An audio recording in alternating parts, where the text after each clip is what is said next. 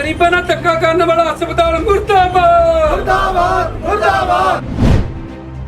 इंदा साला मेरे SSP मैं जेड़ा मर्जी टीका ला के बंदा मार दवां जो मर्जी लुट लवां। ਉਹ ਕਹਿੰਦਾ ਜੀ ਮੈਂ ਜੇ ਤੁਸੀਂ ਕਿਸੇ ਮੇਰੇ ਪ੍ਰਧਾਨ ਨਾਲ ਗੱਲ ਕਰਾਉਂਗੇ ਭਾਜੀ ਕਹਿੰਦੇ ਜਿਹੜਾ ਨੂੰ ਧੱਕਾ ਹੋਇਆ ਕਹਿੰਦਾ ਮੈਂ ਚੂੜੇ ਚਮਾਰਾ ਲੀਡਰਾਂ ਨਾਲ ਗੱਲਾਂ ਨਹੀਂ ਕਰਦਾ। ਜਿਹਦਾ ਸਾਲਾ SSP ਤੇ ਲੱਗ ਗਿਆ ਤੂੰ DC ਨਹੀਂ ਲੱਗ ਗਿਆ ਸਾਡੇ ਤੇ ਤੇਰੇ ਸਾਲੇ ਕਈ ਵਰਗੇ ਦੇ ਤੇਰੇ ਆ ਗਏ ਸਾਡੇ ਸੁਣਕਣ ਵਾਲੇ ਉਹਨੂੰ ਕਹ ਮਰਾ ਲਾ ਗਰੀਬਾਂ ਨੂੰ ਤੂੰ ਜੇ ਤੇਰਾ ਸਾਲਾ SSP ਲੱਗ ਗਿਆ ਅਸੀਂ ਗਰੀਬਾਂ ਦਾ ਧੱਕਾ ਨਹੀਂ ਹੋਣ ਦੇਵਾਂਗੇ। ਜਲੰਧਰ ਦੇ ਰਾਮਾਮੰਡੀ ਇਲਾਕੇ ਦੇ ਕਾਂਗਰਸੀ ਕੌਂਸਲਰ ਮਨਦੀਪ ਜੱਸਲ ਨੇ ਚੌਲ ਹਸਪਤਾਲ ਦੇ ਖਿਲਾਫ ਮੋਰਚਾ ਖੋਲ੍ਹ ਦਿੱਤਾ। ਇਸ ਸੰਬੰਧ ਵਿੱਚ ਉਹਨਾਂ ਨੇ ਆਪਣੇ ਸਮਰਥਕਾਂ ਦੇ ਨਾਲ ਕਲੈਕਟਰ ਦੇ ਦਫ਼ਤਰ ਪਹੁੰਚ ਕੇ ਕਲੈਕਟਰ ਨੂੰ ਮੰਗ ਪੱਤਰ ਦਿੱਤਾ ਕਿ ਜੌਲ ਹਸਪਤਾਲ ਦੇ ਖਿਲਾਫ ਸਖਤ ਤੋਂ ਸਖਤ ਕਾਰਵਾਈ ਕਰਨ ਦੀ ਮੰਗ ਵੀ ਕੀਤੀ। ਇਸ ਮੌਕੇ ਗੁਰੂ ਰਵਿਦਾਸ ਟਾਈਗਰ ਫੋਰਸ ਦੇ ਪ੍ਰਧਾਨ ਅਮਿਤ ਜੱਸੀ, ਨਾਗਪਾਲ ਦਿਲਵਾ, ਸਰਪੰਚ ਪਿਆਰਾ ਲਾਲ ਨੂਰਪੁਰ, ਜਸਵੀਰ ਬੱਗਾ ਸਹਿਤ ਸਮਰਥਕ ਉਹਨਾਂ ਦੇ ਨਾਲ ਮੌਜੂਦ ਸਨ। ਕਾਂਗਰਸੀ ਕੌਂਸਲਰ ਮਨਦੀਪ ਜੱਸਲ ਨੇ ਆਰੋਪ ਲਾਏ ਨੇ ਕਿ 13 ਅਗਸਤ ਨੂੰ ਹਰੀਸ਼ ਚੰਦਰ ਨਿਵਾਸੀ ਹਰਗੋਬਿੰਦ ਨਗਰ ਚੌਲ ਹਸਪਤਾਲ ਵਿੱਚ ਭਰਤੀ ਹੋਇਆ ਸੀ। ਹਰੀਸ਼ ਚੰਦਰ ਨੂੰ ਸਾਹ ਲੈਣ ਵਿੱਚ ਮਾਮੂਲੀ ਤਕਲੀਫ ਸੀ ਤੇ ਦੂਸਰੇ ਦਿਨ ਇਲਾਜ ਤੋਂ ਬਾਅਦ ਹਰੀਸ਼ ਚੰਦਰ ਪੂਰੀ ਤਰ੍ਹਾਂ ਠੀਕ ਹੋ ਗਿਆ, ਪਰ ਹਸਪਤਾਲ ਵਾਲਿਆਂ ਨੇ ਇੱਕ ਦਿਨ ਵਿੱਚ ਹੀ ਉਸ ਨੂੰ 70,000 ਰੁਪਏ ਦਾ ਬਿੱਲ ਫੜਾ ਦਿੱਤਾ। ਜੇ ਤਾਂ ਇਹਨਾਂ ਨੇ ਕਰਨੀ ਬਦਮਾਸ਼ੀ ਫੇਰ ਤਾਂ ਬੰਦੇ ਦਾ ਪੁੱਤ ਬਣਾ ਕੇ ਛੱਡਾਂਗੇ, ਚਾਹੇ ਸਾਲਾ SSP ਆ ਜਾਵੇ ਇਹਦਾ ਚਾਹੇ ਆਪ ਆ ਜਾਵੇ ਟਾਈਮ ਦੇ ਦੇਵੇ। ਜੇ ਇੰਨੀ ਅਣਖ ਦਾ ਮਾਲਕ ਆ ਜੇ ਗੁੰਡਾਗਰਦੀ ਕਰਨੀ ਇਸ ਹਸਪਤਾਲ ਨੇ ਤਾਂ ਅਸੀਂ ਦੱਸ ਦੇਵਾਂਗੇ। ਅਗਰ ਜੇ 2 ਦਿਨ ਦੇ ਵਿੱਚ ਪਰਚਾ SC ਐਕਟ ਦਾ ਦਰਜ ਨਹੀਂ ਕੀਤਾ ਗਿਆ ਜਾਂ ਹਸਪਤਾਲ ਦੀ ਇਨਕੁਆਇਰੀ ਨਾ ਬਿਠਾਈ ਗਈ, ਹਸਪਤਾਲ ਨੂੰ ਸੀਲ ਨਹੀਂ ਕੀਤਾ ਗਿਆ, ਪਿਛਲੇ ਤੇ 2-4 ਮਹੀਨੇ ਤੋਂ ਫੋਟੋ ਜੀ ਮੈਂ ਵੀਡੀਓ ਦਿਖਾਉਂਦਾ, ਇਹਨੇ ਰਿਵਾਲਵਰ ਮਾਰਿਆ ਜਨਾਨੀ ਦੇ ਸਿਰ ਦੇ ਵਿੱਚ, ਅੰਦਰ ਰਿਵਾਲਵਰ ਮਾਰਿਆ ਜਨਾਨੀ ਦੇ ਸਿਰ ਦੇ ਵਿੱਚ। ਉਹਦਾ ਮੇਰੇ ਨਾਲ ਖੜਿਆ ਲਿਖਿਆ ਵਰਗ ਹੋ ਗਏ ਉੱਥੇ ਰਿਵਾਲਵਰ ਲੈ ਕੇ ਗੁੰਡਾਗਰਦੀ ਉਹਦਾ ਪੁੱਤ ਜਿਹੜਾ ਪੁੱਤ ਸੱਪ ਡੰਗਣ ਨਾਲ ਮਰ ਗਿਆ, ਸਿਵਲ ਚ ਮਰਿਆ ਪਿਆ ਸੀ। ਉੱਥੇ ਦੀ ਇੱਕ ਨਰਸ ਨੇ ਕਮਿਸ਼ਨ ਲੈਣ ਦੇ ਬਦਲੇ ਉੱਥੋਂ ਚੱਕਿਆ ਐਂਬੂਲੈਂਸ ਇਹਦੀ ਜੌਲ ਦੀ ਮੰਗਾਈ ਇੱਥੇ ਲਿਆਂਦਾ, 1.5 ਲੱਖ ਰੁਪਇਆ ਇੱਕ ਦਿਨ ਚ ਲੈ ਲਿਆ ਉਹਦੇ ਕੋਲ ਮਰੇ ਦਾ। ਜਦੋਂ ਮਰਿਆ ਕੁਛ ਕੀਤਾ ਲੱਖ ਰੁਪਇਆ ਹੋਰ ਡਿਮਾਂਡ ਕਰਦੀ, ਲਾਸ਼ ਲਈ ਜਾਣੀ ਤਾਂ ਲੱਖ ਰੁਪਇਆ ਹੋਰ ਦੇ। ਫਿਰ ਜਦੋਂ ਵਿਰੋਧ ਕੀਤਾ ਇਹਨਾਂ ਨੇ ਕੁੱਟਿਆ ਜਨਾਨੀਆਂ ਨੂੰ। ਸੁਣ ਲਓ ਵੀਡੀਓ, ਆ ਲਓ।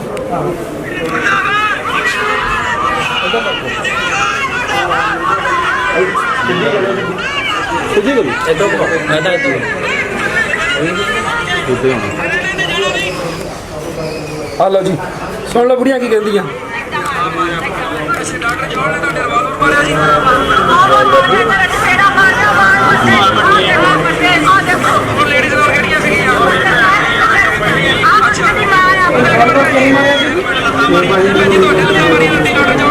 ਡਾਕਟਰ ਜੋਲ BS ਆਪਣੇ ਬਾਰੇ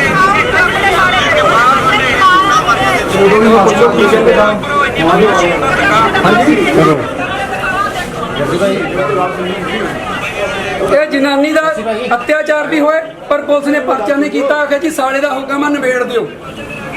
ਪੁਲਿਸ ਜੀ ਧੜਲੇ ਕੱਟ ਮਰ ਗਿਆ ਸੀ। ਦੱਸੋ ਜੀ ਇਨਸਾਫ ਨਹੀਂ ਮਿਲ ਸਕਦਾ ਇਹਨਾਂ ਨੂੰ?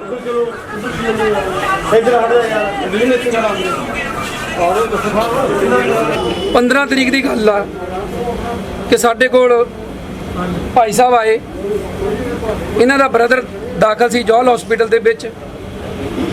13 ਤਰੀਕ ਰਾਤ ਨੂੰ 9:30-10 ਵਜੇ ਗਏ, 14 ਨੂੰ ਇਲਾਜ ਕੀਤਾ ਤੇ 15 ਨੂੰ ਛੁੱਟੀ ਕਰਾ ਲਈ।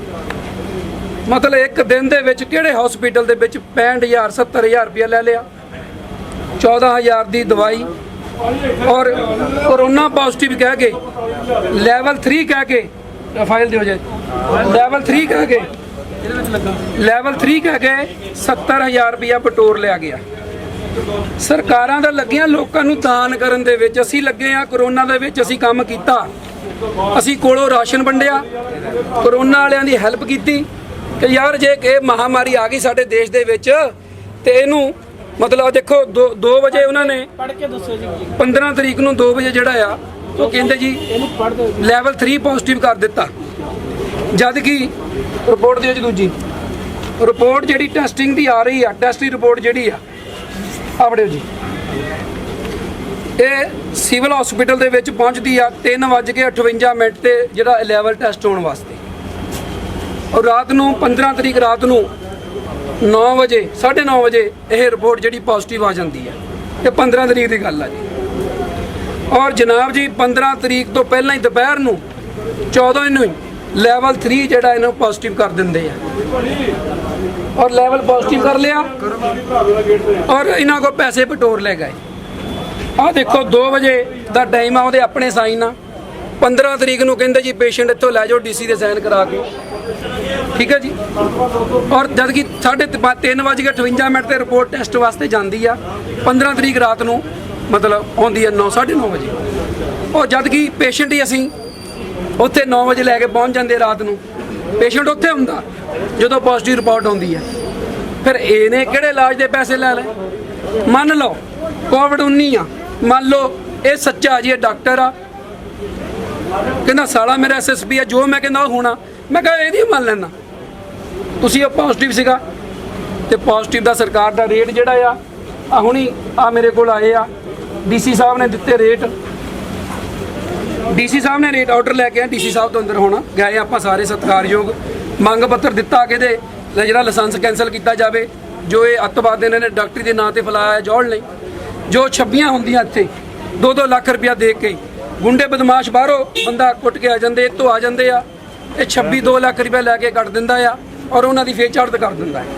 ਇੱਕ ਤਾਂ ਜਿੰਨੀਆਂ ਛੱਬੀਆਂ ਆ ਉਹਦੀ ਇਨਕੁਆਇਰੀ ਹੋਣੀ ਚਾਹੀਦੀ ਆ, ਗਰੀਬਾਂ ਨੂੰ ਇਨਸਾਫ ਮਿਲ ਸਕੇ। ਮੇਰੇ ਉੱਥੇ ਬੰਦਾ ਸੀ ਪ੍ਰਾਪਰਟੀ ਦਾ, ਡ੍ਰੀਮ ਪ੍ਰਾਪਰਟੀ ਦਾ ਮਤਲਬ ਕੰਮ ਕਰਦਾ ਪਿਆ, ਤੋਤੀ ਸੀ, ਉੱਥੇ 26 ਕੱਟੀ। 26 ਦੇ ਵਿੱਚ ਉਹਨੂੰ ਸਜ਼ਾ ਹੋ ਗਈ ਔਰ ਬੰਦਾ ਡੈਥ ਹੋ ਗਈ ਉਹਦੀ। ਲੋਕ ਡਿਪਰੈਸ਼ਨ ਵਿੱਚ ਚਲ ਜਾਂਦੇ ਜਦੋਂ ਇਹ ਨਜਾਇਜ਼ 26 ਹੈ, ਜਦ ਕਿ ਸਿਵਲ ਹਸਪੀਟਲ ਕੋ ਹੋਣੇ ਚਾਹੀਦੇ ਅਧਿਕਾਰ, ਸਰਕਾਰੀ ਹਸਪੀਟਲ ਦੇ ਕੋਲ ਇਦਾਂ ਦੇ ਗੁੰਡਿਆਂ ਕੋ ਨਹੀਂ ਹੋਣੇ ਚਾਹੀਦੇ। ਆਹ ਰੇਟ ਜੀ 10,000 15,000 18,000 ਰੁਪਇਆ ਜਿਹੜਾ ਇਹ ਵੈਂਟੀਲੇਟਰ ਦਾ ਗਵਰਨਮੈਂਟ ਵੱਲੋਂ। ਫਿਰ ਆ ਗਿਆ 9,000 14,000 16,500। ਫਿਰ ਜਿਹੜਾ ਬਿਨਾਂ ਵੈਂਟੀਲੇਟਰ ਤੋਂ ਆ, ਜਿਹਨੂੰ ਵੈਂਟੀਲੇਟਰ ਨਹੀਂ ਹੋ, ਕਿਉਂਕਿ ਅਸੀਂ ਪਹਿਲਾਂ ਲਾਈਵ ਮੰਗਾਇਆ ਇਹਨਾਂ ਦੇ ਭਰਾ ਦਾ ਅੰਦਰੋਂ, ਤੇ ਤੈਨੂੰ ਵੈਂਟੀਲੇਟਰ ਤੇ ਨਹੀਂ ਕਿਤੇ ਤੈਨੂੰ ਪਾਇਆ, ਉਹ ਨਾਰਮਲ ਬੈੱਡ ਤੇ ਪਾਇਆ ਸੀ। ਸਿਰਫ ਉਹਨੂੰ ਆਕਸੀਜਨ ਦਿੰਦੇ ਸੀ ਦਿਨ 'ਚ ਇੱਕ ਵਾਰੀ ਥੋੜਾ ਚਿਰ ਲਈ, ਔਰ ਉਹਦਾ ਨਾਰਮਲ ਸੀ। ਗੱਲਾਂ ਕੀਤੀਆਂ ਸਾਨੂੰ, ਅਸੀਂ ਜਦੋਂ ਜਾਣਾ ਪਿਆ, ਜਦੋਂ ਲਾਈਵ ਉਹਦਾ ਬਾਹਰ ਆਇਆ, ਇਸ ਕਰਕੇ ਯਾਰ ਬੰਦੇ ਨਾਲ ਧੱਕਾ ਕਰੀ ਜਾਂਦਾ ਪਿਆ। 8,000 13,000 15,000 ਰੁਪਏ ਰੇਟ। ਅਸੀਂ ਗਮਲਾ 13,000 ਲੈ ਕੇ ਚੱਲ ਜਾਂਦੇ ਕਿ 13,000 14 ਤਰੀਕ ਦਾ ਲੈ ਲਿਆ ਔਰ ਇੱਕ ਦਿਨ ਰਿਹਾ, ਔਰ ਇਹ 70,000 ਕਿੱਦਾਂ ਲੈ ਲਿਆ। ਇਹਦੀ CBI ਜਾਂਚ ਹੋਣੀ ਚਾਹੀਦੀ ਆ ਔਰ ਇੱਥੇ ਮਾਨਤਾ ਰੱਦ ਹੋਣੀ ਚਾਹੀਦੀ ਆ। ਔਰ ਜਿਹੜੇ ਸਾਡੇ ਸਮਾਜ ਨੂੰ ਜਦੋਂ ਕਿਹਾ ਯਾਰ ਤੁਸੀਂ ਛੁੱਟੀ ਨਹੀਂ ਦੇਣੀ, ਹੁਣ ਤੁਸੀਂ ਤੁਹਾਡੀਆਂ ਮਿੰਨਤਾਂ ਕਰ ਲਈਆਂ, ਤੁਸੀਂ ਮੈਨੂੰ ਕਦੀ ਕਹਿੰਦਾ DC ਕਹੂੰਗਾ ਫੇਰ ਦੇਣੀ ਆ, ਤੂੰ ਕਦੀ ਉੱਥੇ ਭੇਜੀ ਜਾਂਦਾ ਆ। ਜਦੋਂ ਇਹਦਾ ਭਰਾ ਗਰਮ ਹੋਇਆ, ਆਹ ਦੇਖੋ ਸਾਡੇ ਕੋਲ ਆ, ਇਹ ਗਰਮ ਹੋ ਕੇ ਬੋਲੇ ਤੇ ਇਹਨਾਂ ਨੇ ਕਿਹਾ ਜੇ ਤੁਸੀਂ ਨਹੀਂ ਛੁੱਟੀ ਦੇਣੀ, ਸਾਡੇ ਜਿਹੜੇ ਸਮਾਜ ਦੇ ਪ੍ਰਧਾਨ ਆ, ਗੁਰੂ ਰਵਿਦਾਸ ਟਾਈਗਰ ਫੋਰਸ ਤੋਂ ਅਮਿਤ ਜੱਸੀ ਜੀ ਜਾਂ ਸਾਡੇ ਹੋਰ ਸੰਸਥਾਵਾਂ ਦੇ ਪ੍ਰਧਾਨ ਆ, ਅਸੀਂ ਉਹਨਾਂ ਨੂੰ ਫੋਨ ਕਰਾਂਗੇ। ਫੋਨ ਕਰ ਲਓ, ਤੁਹਾਡੇ ਵਾਕਫਕਾਰੀ ਹੈ, ਤੁਸੀਂ ਫੋਨ ਕਰ ਲਓ, ਫੇਰ ਛੁੱਟੀ ਦੇ ਦਿਓ। ਕਹਿੰਦਾ ਜੀ ਮੈਂ ਚੂੜੇ ਚਮਾਰਾਂ ਦੇ ਲੀਡਰਾਂ ਨਾਲ ਗੱਲਾਂ ਨਹੀਂ ਕਰਦਾ ਫੋਨਾਂ ਤੇ। ਦੇਖੋ ਹੰਕਾਰ ਭਰਿਆ ਕਿੱਡਾ, ਹੰਕਾਰ ਕਿੱਡਾ ਭਰਿਆ। ਔਰ ਅਸੀਂ ਮੰਗ ਕਰਦੇ ਆ ਕਿ ਇਦਾਂ ਦੇ ਬਿਜ਼ਨਸ ਜਿਹੜੇ ਕਰਦੇ ਆ, ਹਸਪੀਟਲ ਦਾ ਐਵੇਂ ਨਾ ਆ, ਇੱਥੇ ਬਹੁਤ ਤਗੜਾ ਹਾਈ ਸਕੈਂਡਲ ਹੋ ਰਿਹਾ ਔਰ ਵਪਾਰ ਚੱਲਦਾ ਪਿਆ ਆ, ਇਹਨਾਂ ਦੇ ਨੱਥ ਪਾਉਣੀ ਚਾਹੀਦੀ ਆ ਔਰ ਹਸਪੀਟਲ ਸੀਲ ਹੋਣਾ ਚਾਹੀਦਾ ਆ। ਆ ਜਿਹੜਾ ਕੋਵਿਡ-19 ਦੇ ਵਿੱਚ ਜਿਹੜਾ ਘਪਲਾ ਕੀਤਾ ਆ, ਲੋਕ ਦਾਨ ਕਰਦੇ ਆ, ਲੋਕ ਰਾਸ਼ਨ ਵੰਡਿਆ, ਅਸੀਂ ਘਰਾਂ 'ਚ ਟੇਕ ਕੇ ਨਹੀਂ ਬੈਠੇ, ਸਪਰੇਆਂ ਕੀਤੀਆਂ, ਰਾਸ਼ਨ ਵੰਡਿਆ, ਗਲੀਆਂ ਤੁਰੇ ਫਿਰਦੇ ਰਹੇ। ਇਹ ਅੰਦਰ ਬਹਿ ਕੇ ਨੋਟ ਛਾਪਦੇ ਪਏ। ਭਾਜੀ ਬੇਨਤੀ ਹੱਥ ਜੋੜ ਕੇ ਮੀਡੀਆ ਸਾਹਮਣੇ, ਅਗਰ ਜੇ ਤੁਸੀਂ ਆਵਾਜ਼ ਆ, ਸੱਚ ਦੀ ਆਵਾਜ਼ ਆ ਜਾਂ ਆਜ਼ਾਦ ਆ, ਤੁਹਾਨੂੰ ਪਾਵਰਾਂ ਦਿੱਤੀਆਂ ਮਾਲਕ ਨੇ, ਤਾਂ ਤੁਸੀਂ ਸੱਚਾਈ ਦੀ ਆਵਾਜ਼ ਨੂੰ ਅੱਗੇ ਤੱਕ ਪਹੁੰਚਾਉਣਾ ਹੈ। ਔਰ ਤੁਸੀਂ ਬੇਨਤੀ ਆ ਕਿ ਇਹਦੇ ਖਿਲਾਫ ਜਿਹੜੀ ਆ ਅਸੀਂ ਸਖਤ ਮੰਗ ਕਰਦੇ ਆ। ਦੱਸੋ ਜੀ ਕੀ ਹੋਇਆ ਸੀ ਲਾਈਵ ਦਾ, ਨਾ ਦੱਸੋ ਜਰਾ ਬੈਕ ਪਲੀਜ਼। ਕਿਹਾ ਜੀ ਤੁਹਾਨੂੰ DC ਸਾਹਿਬ ਔਰ DC ਸਾਹਿਬ ਨੂੰ ਕਿਹਾ ਜੀ ਅਸੀਂ ਅੱਜ 3 ਵਜੇ ਮੀਟਿੰਗ ਸੱਦ ਲਈ ਆ, ਅਫਸਰ ਨੂੰ ਮਾਰਕ ਕਰਦੀ ਆ 10 ਨੰਬਰ ਰੂਮ ਦੇ ਵਿੱਚ। ਆ ਦੇਖੋ ਮਾਰਕ ਹੋਈ ਐਪਲੀਕੇਸ਼ਨ, ਨੰਬਰ ਆ ਗਿਆ ਜੀ, ਆ ਦੇਖੋ 2647। ਇਹ DCP ਦਾ ਇੱਧਰ ਆ ਗਿਆ, ਪੁਲਿਸ ਕਮਿਸ਼ਨਰ ਦਾ, ACP ਸੈਂਟਰਲ ਨੂੰ ਕਰ ਦਿੱਤੀ ਆ। ਜਦ ਕਿ ACP ਨੂੰ ਕੀ ਮੰਨਦਾ ਜਿਹਦਾ ਸਾਲਾ SSP ਲੱਗਾ ਹੋਵੇ।